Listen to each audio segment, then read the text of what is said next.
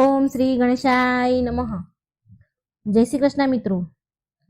મંગળવારની ગણેશજીની કથા આપણે સાંભળીશું. વક્રતુંડ મહાકાય સૂર્યકોટિ સમપ્રભમ નિર્વિઘ્નમ કુરુ મે દેવમ સર્વ કાર્યેષુ સર્વદા. મિત્રો, જે કોઈ શ્રી ગણેશની કથા, ચોથની કથા સાંભળે છે, ચોથનું વ્રત કથા કરે છે, તો એ ભક્તોના બધા જ કષ્ટ વિકટ દૂર થાય છે, બધી સમસ્યાનું સમાધાન થાય છે, ભયથી મુક્તિ મળે છે. ભગવાન ગણેશની કૃપાથી ઘરમાં સુખ સમૃદ્ધિ આવે છે. તો આજે હું સંભળાવી રહી છું ગણેશજીની કથા. આ વાર્તા બહુ શ્રદ્ધાથી મનથી સાંભળજો અને પૂરી સાંભળજો. ઓમ ગંગ ગણપતે નમઃ. પ્રિય ભક્તગણો, આ સંકટનાશક વ્રતને શ્રી ગણેશજીના કહેવા પર ખુદ આદિ શક્તિ માતા પાર્વતીએ આ વ્રત કર્યું હતું. તો આજે હું એ કથા તમને સંભળાવવા જઈ રહી છું, જેને સાંભળીને માતા પાર્વતી પ્રભાવિત થઈને સંકલ્પ તેમણે કર્યો હતો. ઓમ ગણાધિપતે નમઃ. એકવાર બધા જ ઋષિ મુનિઓ, ઋષિગણોએ ભગવાન સ્કંદને કહ્યું હતું કે હે ભગવાન, અમારા મનુષ્યના કલ્યાણ માટે કોઈ એવી વ્રત વિધિ અને કથા સંભળાવવા ઈચ્છીએ છીએ કે જે કરવાથી અને સાંભળવાથી વ્યક્તિનું કલ્યાણ થાય છે. એવી કોઈ કથા સંભળાવો. હે ભગવાન, દરિદ્રતા, શોક, કોઢ આદિથી વિકલાંગ, શત્રુઓથી હેરાન, રાજ્યથી નિષ્કાસિત થયેલા રાજા, સદાય દુઃખી રહેવા વાળા લોકો, ધનહીન, બધા જ ઉપદ્રવથી પીડિત, સંતાનહીન, વિદ્યાહીન, ઘરથી નીકાળેલા, રોગી અને પોતાના કલ્યાણ માટેની કામના કરવા વાળા લોકોને શું ઉપાય કરવો જોઈએ અને એમનું કલ્યાણ થાય અને એના ઉપરાંત તેના કષ્ટોનું નિવારણ થાય, એવો તમે કોઈ ઉપાય જણાવો, એ કહો. સ્વામી કાર્તિકીજીએ કહ્યું કે હે ઋષિઓ, તમે જે પ્રશ્ન કર્યો છે એના નિવારણ માટે તમને એક શુભ ફળદાયક કથા અને નિયમ સંભળાવું છું. આ વ્રત કરવાથી પૃથ્વીના સમસ્ત પ્રાણી સંકટોથી મુક્ત થઈ જાય છે. આ વ્રત રાજ મહાપુણ્યકારી અને વ્યક્તિને સફળતા આપનારું છે. જો આ વ્રત મહિલાઓ કરે અને તેને સંતાન તથા સૌભાગ્યની વૃદ્ધિ આપનાર છે. આ વ્રત ધર્મરાજ યુધિષ્ઠિરે કર્યું હતું. પૂર્વકાળમાં રાજ્યથી વિહીન થઈને તેના ભાઈઓના સાથે જ્યારે ધર્મરાજા વનમાં ચાલ્યા ગયા હતા, તો એ વનવાસ કાળમાં ભગવાન શ્રી કૃષ્ણએ કહ્યું હતું કે યુધિષ્ઠિર, તેના કષ્ટો સમાપ્ત કેવી રીતે થાય એ પ્રશ્ન શ્રી કૃષ્ણને પૂછ્યો હતો યુધિષ્ઠિરે. એટલે એ કથા તમે સાંભળો જે શ્રી કૃષ્ણએ કહી હતી. યુધિષ્ઠિરે પૂછ્યું હતું કે હે પુરુષોત્તમ, એવો કોઈ ઉપાય છે જેનાથી અમે તમામ કષ્ટમાંથી મુક્ત થઈ શકીએ? હે ગદાધર, તમે સર્વજ્ઞ છો, અમને લોકોને કોઈ પણ પ્રકારનું કષ્ટ ન થાય એવો ઉપાય કહો. એટલે કાર્તિકીજી કહે છે કે ધૈર્યવાન યુધિષ્ઠિર વિનમ્ર ભાવથી હાથ જોડીને વારંવાર એના કષ્ટના નિવારણને ઉપાય પૂછે છે. તો ભગવાન શ્રી કૃષ્ણ બોલ્યા, હે રાજન, સંપૂર્ણ કામ પૂરી કરવા વાળું, સર્વ મનોકામના પૂરું કરનારું એક મોટું ગુપ્ત વ્રત છે. હે યુધિષ્ઠિર, આ વ્રતના સંબંધમાં મેં આજ સુધી કોઈને કહ્યું નથી. પ્રાચીન કાળની સતયુગની આ વાત છે કે પર્વતરાજ હિમાલયની સુંદર કન્યા પાર્વતીજીને શંકર ભગવાનને પતિ રૂપમાં પ્રાપ્ત કરવા માટે ઘોર વનમાં જઈને કઠોર તપસ્યા કરી, પરંતુ ભગવાન શિવ પ્રસન્ન થયા નહીં, પ્રગટ ન થયા. ત્યારે શૈલપુત્રી પાર્વતીજીએ આદિ કાળથી વિદ્યમાન શ્રી ગણેશનું સ્મરણ કર્યું. ગણેશજીને એ જ ક્ષણે પ્રગટ થયેલા જોઈને મા પાર્વતીજીએ પૂછ્યું કે મેં કઠોર, દુર્લભ અને લોમહર્ષક તપસ્યા કરી, પરંતુ મારા પ્રિય ભગવાન શિવને પ્રાપ્ત ન કરી શકી હું. હે કષ્ટ વિનાશક દિવ્ય વ્રત નારદજીએ કહ્યું હતું, તમારું જ વ્રત છે, એ જ પ્રાચીન વ્રત તમે મને કહો. પાર્વતીજીની વાત સાંભળીને તત્કાળ સિદ્ધિદાતા ગણેશ કષ્ટ વિનાશક વ્રતનું પ્રેમથી વર્ણન કરવા લાગ્યા. ગણેશજી બોલ્યા, હે માં, અત્યંત પુણ્યકારી, અત્યંત ફળદાયી કષ્ટનાશક વ્રત કરો. આ વ્રત કરવાથી તમારી બધી જ આકાંક્ષા પૂરી થશે અને જે વ્યક્તિ આ વ્રત કરશે એને પણ સફળતા મળશે. માટે તમે પણ આને શ્રદ્ધા ભક્તિથી સાંભળો. પૂર્વકાળમાં કૌશલ દેશમાં દેવદત્ત નામના એક વિખ્યાત બ્રાહ્મણ રહેતા હતા. દેવદત્તના વિવાહ એક રોહિણી નામની કન્યા સાથે, સુંદર કન્યા સાથે થયા હતા. પરંતુ અનેક વર્ષ વીતી ગયા પછી પણ દેવદત્તને કોઈ સંતાન ન થયા. આ કારણથી એ સદાય દુઃખી રહેતા હતા. એકવાર દેવદત્તના હૃદયમાં પુત્રેષ્ઠી યજ્ઞ કરવાનો વિચાર આવ્યો. જોકે દેવદત્ત શ્રી ગણેશના અનન્ય ભક્ત હતા, છતાં પણ તેને મનમાં વ્રત કરવાનું નક્કી કરી લીધું. તેણે તરત જ તામસા નદીના તટ પર યજ્ઞ મંડપનું નિર્માણ કરાવ્યું. યજ્ઞ સંપન્ન કરાવવા માટે દેવદત્તે સુહોત્ર યજ્ઞ, વલ્લગ્ય, બૃહસ્પતિ, પેલ, ગુભીલ વગેરે ઋષિઓને આમંત્રણ આપ્યું. નિશ્ચિત સમયે યજ્ઞ શુભ પ્રારંભ કર્યો. યજ્ઞ વેદી પર ઋષિ ગોભીલે સામવેદનું ગાન કરતા રથ મંત્રનું ઉચ્ચારણ કરી રહ્યા હતા. ત્યારે મંત્ર ઉચ્ચારણ કરતા એનો સ્વર ભંગ થઈ ગયો. એટલે દેવદત્ત ગોભીલ ઋષિ મુનિ પર દેવદત્ત બહુ ક્રોધે થયા અને બોલ્યા કે હે મુનિવર, તમે બહુ જ્ઞાની છો. હું આ પુત્ર પ્રાપ્તિ માટે હવન કરાવી રહ્યો છું અને તમે આ યજ્ઞમાં સ્વરહીન મંત્રોનું ઉચ્ચારણ કરી દીધું. તમારા જેવા જ્ઞાની ઋષિને આ શોભા નથી આપતું. દેવદત્તના કટુ વચન સાંભળીને ગોભીલ ઋષિ ક્રોધિત થયા અને બોલ્યા, હે દુષ્ટ, પ્રત્યેક પ્રાણીના શરીરમાં શ્વાસ આવતા જતા રહે છે. સ્વર ભંગ થવાનું આનું જ પરિણામ છે. આમાં કોઈનો દોષ નથી હોતો. તે કઈ વિચાર્યા વિના જ કટુ વચન કહી દીધા.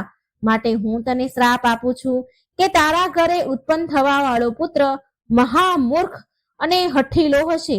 ગોભીલ ઋષિના શ્રાપથી દેવદત્ત ભયભીત થઈ ગયો અને ક્ષમા માંગતા બોલ્યો કે હે ઋષિવર, મારા અપરાધને માફ કરો. પુત્રના અભાવમાં હું અત્યંત વિચલિત થઈ ગયો હતો. હું અજ્ઞાની એ ભૂલી ગયો હતો કે યજ્ઞમાં આવેલા ઋષિગણ સાક્ષાત દેવ સ્વરૂપ હોય છે. ઋષિવર, મારા પર દયા કરો. મૂર્ખ પ્રાણીનું આ સંસારમાં કોઈ અસ્તિત્વ નથી હોતું. જીવનમાં એને જ્ઞાન, માન, સન્માન, ધન અને વૈભવ ક્યારેય પ્રાપ્ત નથી થતું. હે મુનિવર, તમે તો મહાન તપસ્વી છો. અજ્ઞાનીઓને ઉદ્ધાર કરવા વાળા છો. એ જ તમારું કાર્ય છે. કૃપા કરી તમે મારું પણ આ શ્રાપનું નિવારણ કરો.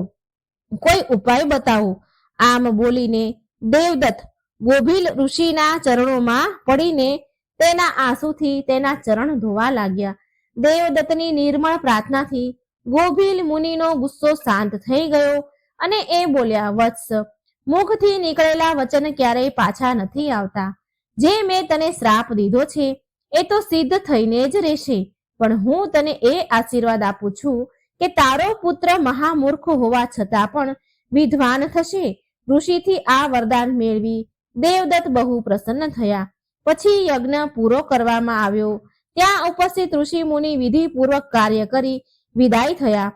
હવે ઋષિવર ગોભીલ જતા સમયે દેવદત્તને કહે છે કે હે બ્રાહ્મણ, તું મારા દ્વારા બતાવેલ વિઘ્ન વિનાશક વ્રત કરો અને એના પ્રભાવથી તારો પુત્ર જ્ઞાની થશે અને એ વિકલાંગમાંથી સુયોગ્ય થશે. હે બ્રાહ્મણ, શ્રાવણ માસ કૃષ્ણ પક્ષની ગજાનન સંકષ્ટી ચતુર્થીનું તું વ્રત કરજે. આ વ્રત કરવાથી બધા રીતના કાર્ય સિદ્ધ થશે. વિકલાંગ તથા કષ્ટ રોગી મુક્ત થઈ જશે. આમ કહીને ગોભીલ ઋષિ ત્યાંથી ચાલ્યા ગયા.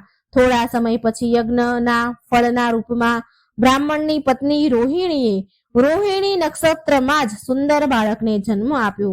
મનોરથ સિદ્ધ થવા પર દેવદત્તે નિર્ધનને ધન અને વસ્ત્રના દાન કર્યા. એ બાળકનું નામ ઉતથ્ય રાખવામાં આવ્યું. થોડો મોટો થયો ઉતથ્ય એટલે એની શિક્ષા પ્રારંભ થઈ. ગુરુ ઉતથ્યને ભણાવવા લાગ્યા, પરંતુ ઉતથ્ય એક પણ શબ્દનું ઉચ્ચારણ કરી શક્યો નહીં. આવી રીતે 12 વર્ષ વીતી ગયા. ઉતથ્ય પહેલાની જેમ જ મૂર્ખ રહ્યો. આસપાસના બધા જ ગામમાં એ પ્રખ્યાત થઈ ગયો કે દેવદત્ત જેવો મહાન વિદ્વાનનો પુત્ર મહામૂર્ખ છે. બધા લોકો એનો ઉપહાસ કરવા લાગ્યા. આનાથી ઉતથ્યના મનમાં વૈરાગ્ય ઉત્પન્ન થઈ ગયું અને એ બધું જ ત્યાગીને વનમાં ચાલ્યો ગયો. આ બાજુ એના વનમાં જવાથી એની માતા બહુ જ દુઃખી થઈ. રોહિણી તથા રોહિણીને એ વ્રતનું સ્મરણ થયું જે વ્રત વિશે ગોભીલ ઋષિએ કહ્યું હતું. હવે રોહિણીએ ગજાનન સંકટ ચોથનું વ્રત વિધિપૂર્વક વ્રત કર્યું અને એના પુત્રને લાંબી ઉંમર તથા સ્વસ્થ થવાની કામના કરવા લાગી. આ બાજુ વનમાં ઉતથ્યએ ગંગાજીના તટ પર નજીક પર્ણકુટી બનાવી અને કંદમૂળ ખાઈને બ્રહ્મચર્યનું પાલન કરવા લાગ્યો. એણે એ નિયમ લીધો હતો કે એ ક્યારેય ખોટું નહીં બોલે, અસત્ય નહીં બોલે, સત્ય વ્રતનું પાલન કરશે. ઉતથ્યએ 14 વર્ષ વિતાવી દીધા સત્યવ્રતનું પાલન કરતા. આ 14 વર્ષમાં એણે ન કોઈ ઉપવાસ કર્યા કે ન કોઈ મંત્ર જાપ કર્યા અથવા તો ન કોઈ વિદ્યા પ્રાપ્ત કરી, પરંતુ આ વાત ચારે બાજુ ફેલાઈ ગઈ કે ઋષિ મુનિ ઉતથ્ય સત્યવ્રતનું પાલન કરે છે. એમના મુખથી નીકળેલ વાણી મિથ્યા થતી નથી. આથી એમનું નામ ઉતથ્યની જગ્યાએ સત્યવ્રત પડી ગયું અને ત્યારથી જ ત્યાં એકવાર એક શિકારી શિકાર રમવા આવ્યો. શિકાર રમવાના ઉદ્દેશથી વનમાં આવ્યો. વનમાં ફરતા ફરતા એની નજર એક વરાહ એટલે કે સુવર પર પડી તો શિકારીએ બાણ ચલાવીને વરાહને ઘાયલ કરી દીધું.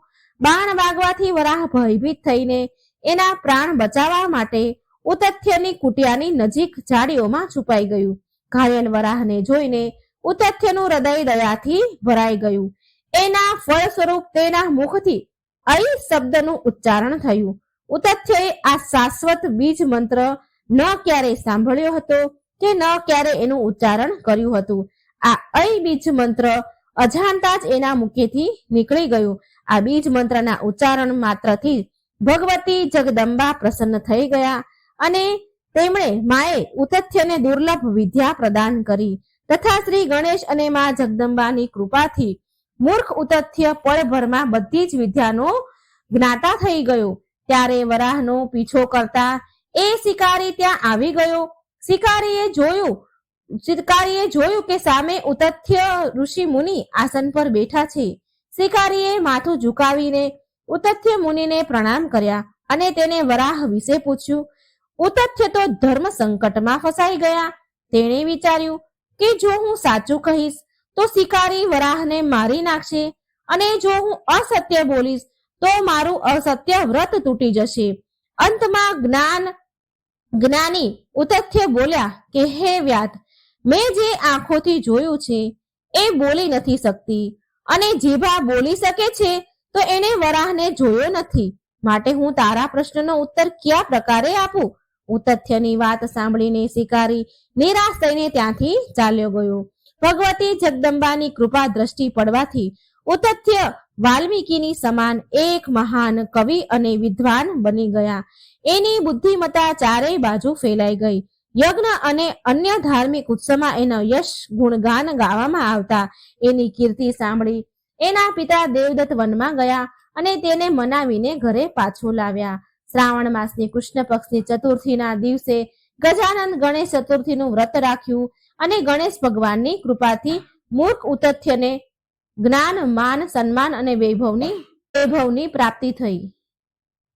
આગળ ભગવાન શ્રી ગણેશ માતા પાર્વતીને કહે છે કે હે દેવી, આ મહાન વ્રત કરવાથી તમારી બધી આકાંક્ષા પૂરી થશે માં, અને જે વ્યક્તિ આ વ્રતને કરશે એને પણ સફળતા મળશે. ચતુર્થીની રાત્રિએ ચંદ્રોદય થાય એટલે પૂજા કરવી જોઈએ.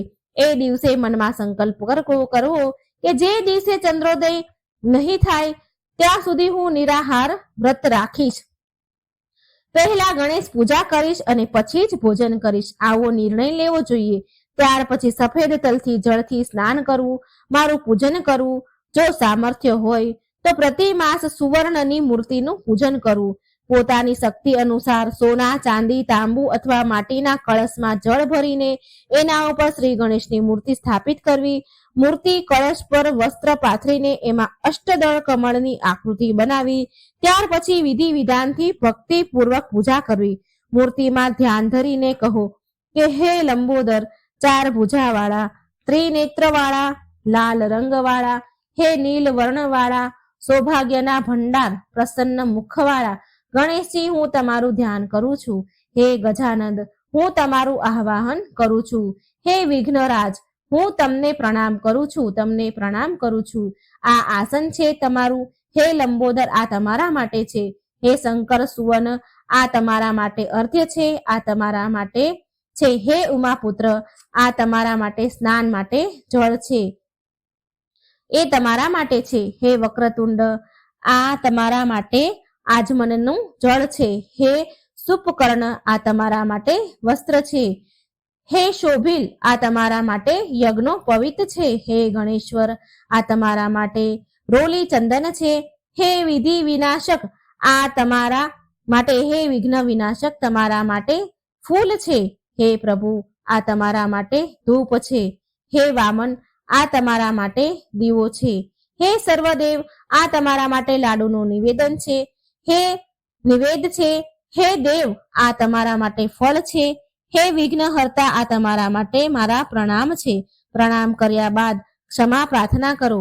આમ સર્વ ઉત્તમ વિધિથી પૂજા કરી વિવિધ પ્રસાદ બનાવી ભગવાનને ભોગ લગાવો. હે દેવી, શુદ્ધ ઘીમાં 15 લાડવા બનાવવા.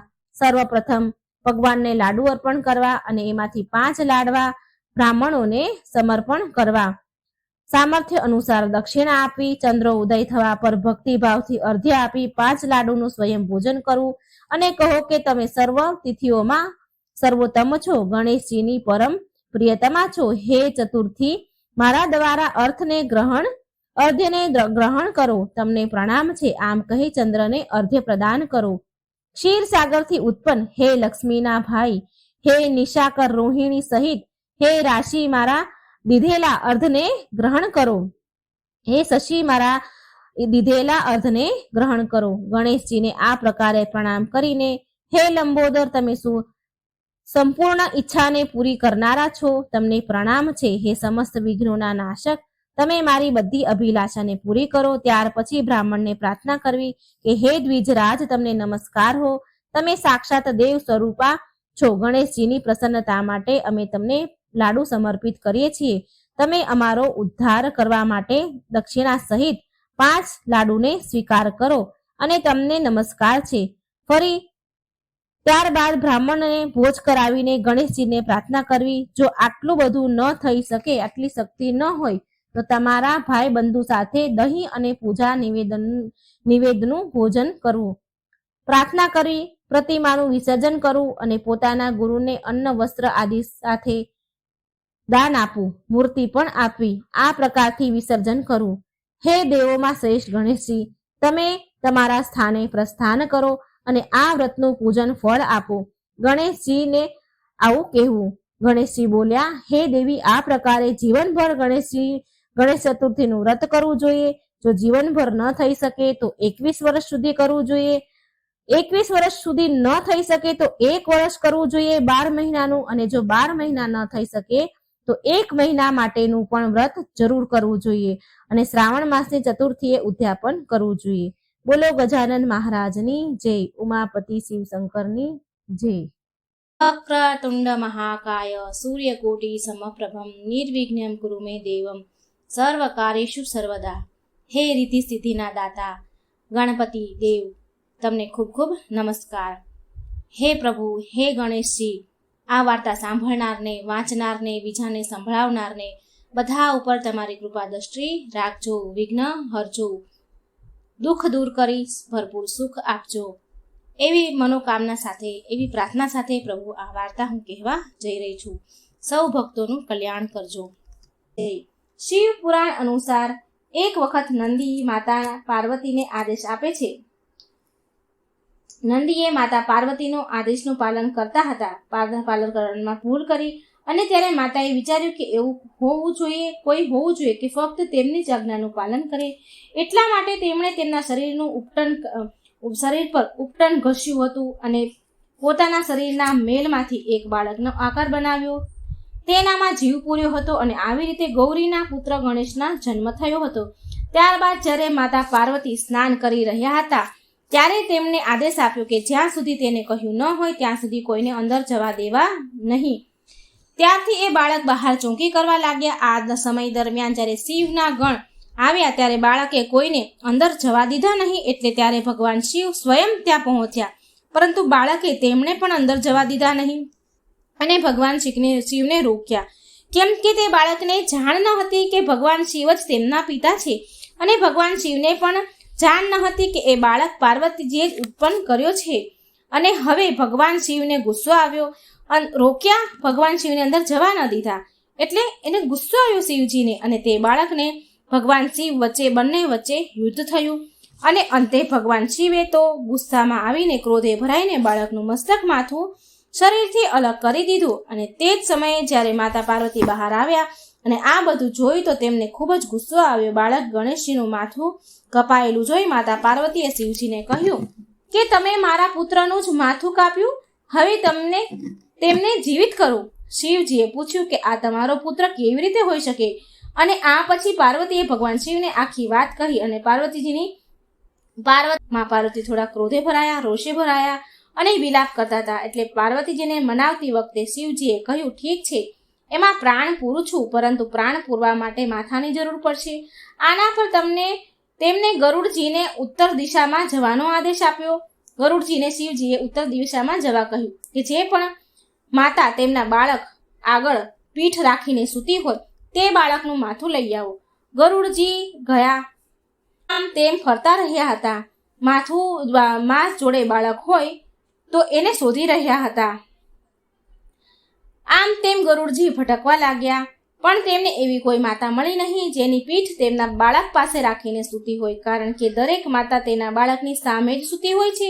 અંતે તેને એક હાથી દેખાયો. તેની હાથીના શરીરનો પ્રકાર એવો હતો કે બાળકની સામે સૂઈ શકતો ન હતો અને પછી તે હાથીનું માથું લઈને આવ્યા અને આ પછી આ શિવજીએ હાથીનું માથું જોડી દીધું અને તે જ સમયે તેનામાં પ્રાણ પૂર્યા અને ભગવાન શ્રી ગણેશમાં જીવ આવ્યો અને આ રીતે તેમનું નામ ગણેશજી પડ્યું. અને ત્યાર પછી દરેક દેવી દેવતા ભગવાન શ્રી ગણેશને આશીર્વાદ આપ્યા અને એટલામાં જ તેઓ સર્વપ્રથમ પૂજનીય બન્યા છે. કોઈ પણ કાર્યની શરૂઆતમાં ભગવાન શ્રી ગણેશની પ્રાર્થના પૂજા કરવામાં આવે છે અને ત્યાર પછી જ આપણું કોઈ પણ કાર્ય હોય છે, પૂજા હોય છે, એ કરવામાં આવે છે. આ રીતે આ વિનાયક ચતુર્થીની કથા હતી, જે ગણેશજીની બીજી કથા. એકવાર દેવી પાર્વતીએ શિવજી સાથે ચોપાટ રમવાની ઈચ્છા જગાવી. શિવજીએ ચોપાટ રમવાનું શરૂ કર્યું, પરંતુ આ રમતમાં મુશ્કેલ વાત એ હતી કે હાર જીતનો નિર્ણય કોણ કરે.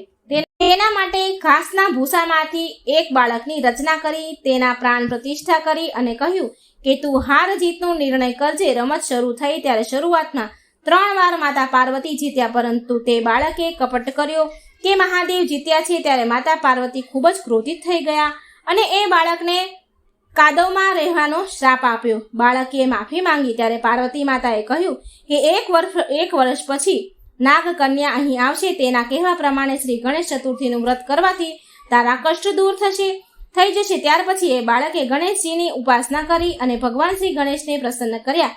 ગણેશજીના પોતાના માતા પિતા અર્થાત શિવ પાર્વતીના દર્શન માટે કૈલાસ જવાનું વરદાન આપ્યું.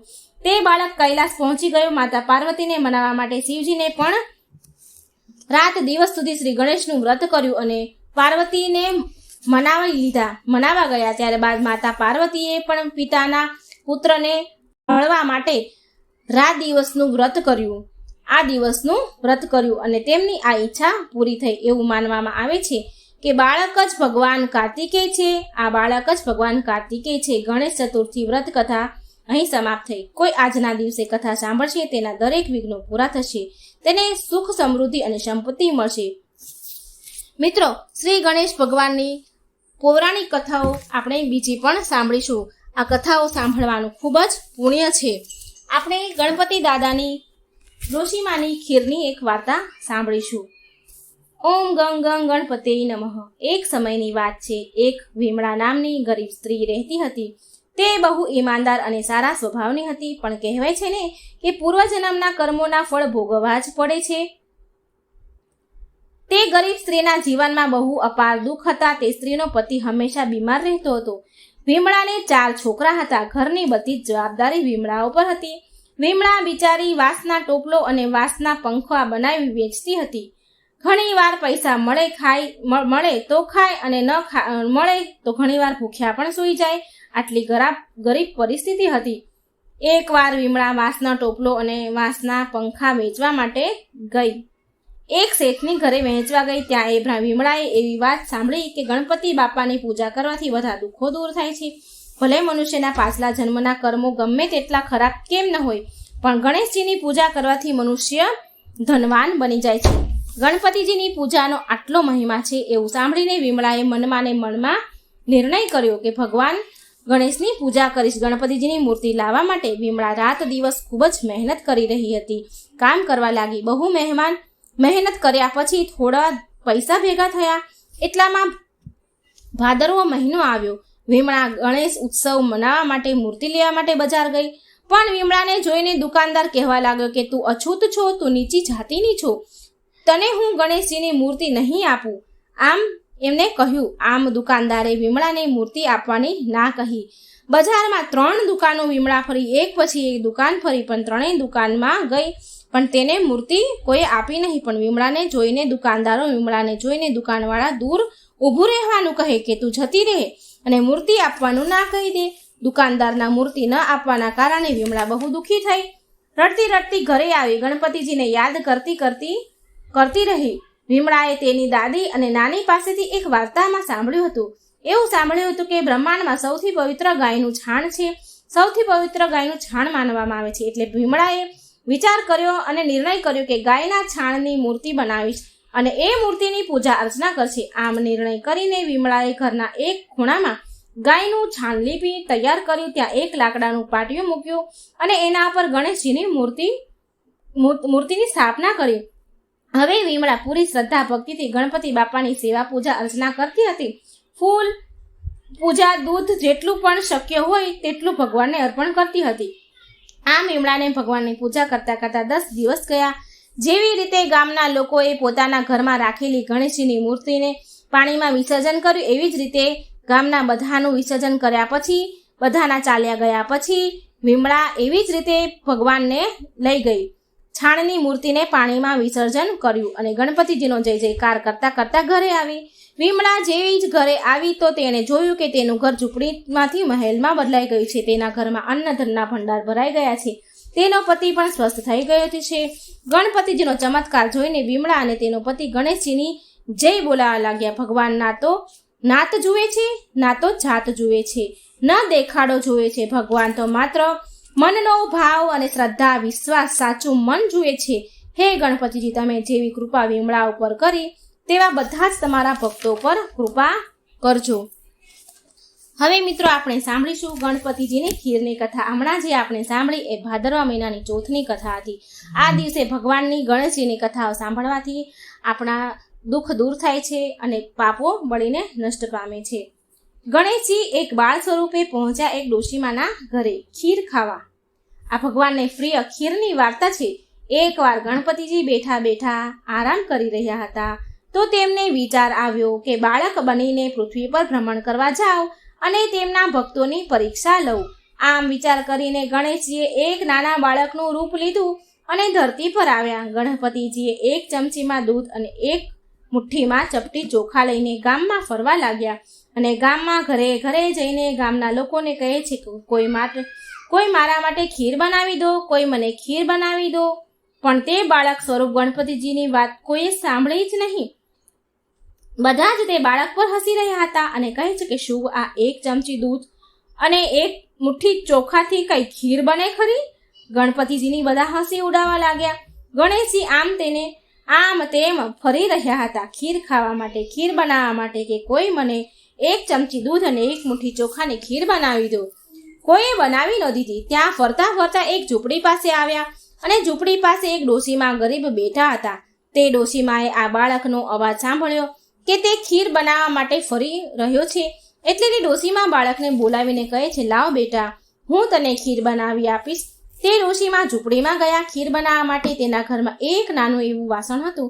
તેમાં ડોશીમાએ તે બાળક પાસેથી એક ચમચી દૂધ અને મુઠ્ઠી ચોખા લઈ વાસણમાં નાખી અને ચૂલા ઉપર ખીર ચડાવી દીધી. એટલે તે વાસણ તો આખું છલોછલ ભરાઈ ગયું. એટલે તે ડોશીમાએ બીજું મોટું વાસણ લીધું, તેમાં ખીર નાખી, પણ તે વાસણ પણ ભરાઈ ગયું. પછી ડોશીમાએ જે પણ ઘરમાં વાસણો હતા એ બધા જ તપેલી જે પણ હતું એ બધા જ લીધા અને બધા જ ખીરના ભરાઈ ગયા. એટલે તે ડોશીમા બોલ્યા કે બેટા, મારી પાસે જે પણ વાસણ હતા એ તો બધા ભરાઈ ગયા છે. એટલે તે બાળક બોલ્યો, માં, તમે બીજા મોટા વાસણ પાડોશી પાસેથી માંગી લો. એટલે તે ડોશીમાં પાડોશીના ઘરે જઈને મોટા તપેલાઓ લઈ આવ્યા. એ બધા જ તપેલા ખીરથી છલોછલ ભરાઈ ગયા. એટલે તે ડોશીમાં બોલ્યા કે અરે બેટા, આ તો બહુ બધી ખીર બની. આટલી બધી ખીરનું શું કરીશું? તો તે બાળક બોલ્યો કે માં, તમે એવું કરો કે આખા નગરમાં ખીર ખાવાનું નોતરું આપી દો. તે ડોશીમાં જઈને પૂરા ગામમાં ખીર ખાવાનું નોતરું આપી આવ્યા. આજે બધા જ મારા ઘરે ખીર ખાવા આવું છું. આમ બધાને ગામમાં ખીરનું નોતરું આપે છે.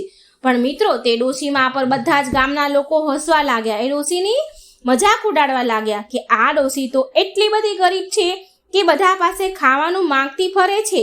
રોજ ખાવાનું માંગવા આવે છે અને એના બદલે આજે ખીર ખાવાનું નોતરું આપવા આવી છે. આમ બધા તે ડોશીમાની મજાક ઉડાડવા લાગ્યા. અને ઘણા લોકો તો બોલ્યા કે ચાલો તેને મજાક ઉડાડવા, ચાલો તેના ઘરે ખીર ખાવા જઈએ. તે શું ખીર ખવડાવવાની હતી?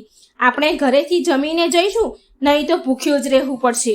તો ઘણા લોકો કહે છે કે અરે, ખાવાનું તો ઘરે આવીને પણ ખાઈ લઈશું. આજે તો આપણે જોઈએ કે આ ડોશી કેવી ખીર ખવડાવે છે આપણને. જેવી જ તે વૃદ્ધ ડોશીના ઘરે ખીર ખાવાનું નોતરું આપવા માટે ગયા તો તેની વહુએ જે ડોશીમાં ખીરનું ખાવાનું નોતરું ગામમાં આપવા ગયા હતા તો એ ડોશીમાની વહુ ઘરે હતી. તો એ ડોશીમાની વહુએ એવું વિચાર્યું, ખબર નહીં કે મારા માટે ખીર બચશે કે નહીં. મારી સાસુ તો આખા ગામમાં નોતરું આપવા ગયા છે, મારી માટે ખીર બચશે કે નહીં, શી ખબર. એટલે તેની વહુએ કાંસાની થાળીમાં ખીર નાખી અને બોલી, જય હો ગણેશ મહારાજની, તમને ભોગ લાગે. આમ બોલી તેણે ખીર ખાવાનું શરૂ કરી દીધું. તેણે ખીર ખાઈ લીધી અને પછી આખા ગામમાં બહુ બધા લોકો ખીર ખાવા આવ્યા. બધાએ પેટ ભરી ભરીને ખીર ખાધી અને જે જમીને ઘરેથી આવ્યા હતા તે લોકો તો બહુ પછતાયા. જ્યારે બધા ખીર ખાઈને ચાલ્યા ગયા તો વૃદ્ધ ડોશીમાં બોલ્યા કે ચાલ બેટા, હવે આપણે પણ ખીર ખાઈ લઈએ. ત્યારે એ બાળક બોલે છે, ભગવાન ગણપતિ દાદા બાળ સ્વરૂપમાં હતા. એટલે એ બોલ્યા, હે માં, મને તો ભોગ લગાવી દીધો છે, મેં તો ખીર ખાઈ લીધી છે. ત્યારે તે વૃદ્ધ ડોશીએ કહ્યું કે બેટા, તે ક્યારે ખીર ખાઈ લીધી? મેં તો તને ખીર ખાતા જોયો નહીં. ત્યારે બાળક ગણેશ કહે છે, માં, જ્યારે તમારી વહુ સૌથી પહેલા કાંસાની થાળીમાં ખીર લઈને બેઠી હતી ખાવા, તો તેણે કહ્યું હતું કે જય હો ગણેશજીની, તમને ખીરનો ભોગ લાગે. મેં ત્યારે જ ખીર ખાઈ લીધી. ત્યારે તે વૃદ્ધ ડોશી બોલ્યા કે બેટા, તું ગણેશજી છો? ત્યારે તે બાળક બોલે છે, હા માં, હું ગણેશ જ છું. આ સાંભળીને વૃદ્ધ ડોશીમાં તો બહુ ખુશ થયા. ગણેશજીએ તેને ખૂબ આશીર્વાદ આપ્યા અને તેને ત્યાંથી જતા જતા ગણેશજીએ તેની ઝૂંપડી ઉપર પાટું મારતા ગયા અને એનાથી તેને ત્યાં એક મોટો મહેલ બની ગયો. નોકર ચાકર આવી ગયા, ધન અન્નના ભંડાર ભરાઈ ગયા. હે ગણપતિ દાદા, જેવા તમે તે વૃદ્ધ ડોશીમા ઉપર કૃપા કરી તેવી તમારા બધા જ ભક્તો ઉપર, તમારી કથા સાંભળનાર, વાર્તા સાંભળનાર પર બધા જ પર કૃપા કરજો. વિઘ્ન હરજો, સંકટ દૂર કરજો, સુખ આપજો. ગણપતિ મહારાજ શંકર ભગવાન અને મા પાર્વતીના પુત્ર કાર્તિક સ્વામીના ભાઈ છે. ઉંદરનું વાહન છે રિદ્ધિ સિદ્ધિ, તેમને વરેલી છે. કોઈ પણ સારો પ્રસંગ હોય, ધાર્મિક પ્રસંગ હોય તો ગણપતિ મહારાજની પહેલી પૂજા કરવી પડે. રીજે તો લાડુ આપે અને ખીજે તો સૂંઢ ફટકારે. આવા આ ગણપતિ મહારાજ સર્વ દેવોમાં આ એક જ દેવ આવા કે પોતાના હાથમાં શસ્ત્ર રાખે નહીં પરંતુ લાડુ રાખે. એક દિવસ ગણપતિજી દેવલોકમાં કૈલાસ જતા હતા.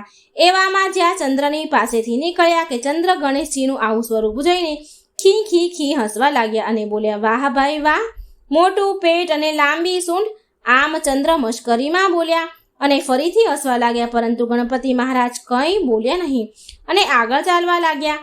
ત્યાં તો પેલો ચંદ્ર ફરીથી મશ્કરી કરવા લાગ્યા અને હસવા લાગ્યા અને બોલ્યા, એ દુંદાળા દેવ, આમ ઉંદરની સવારીએ ઠચુક જાઓ છો, તે ક્યારે કૈલાસ ઉપર પહોંચશો?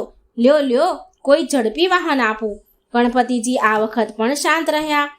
ટીખળીએ ચડેલા ચંદ્ર પોતાના વિવેક ચૂકી ગયા. વાણી કડવી વખ જેવી થઈ અને બુદ્ધિહીન થઈને બોલ્યા, બહાર તો આવા દેખાવ છો એ તો જાણ્યું, પરંતુ બોલતા પણ નથી. તે શું મૂંગા પણ છો તમે?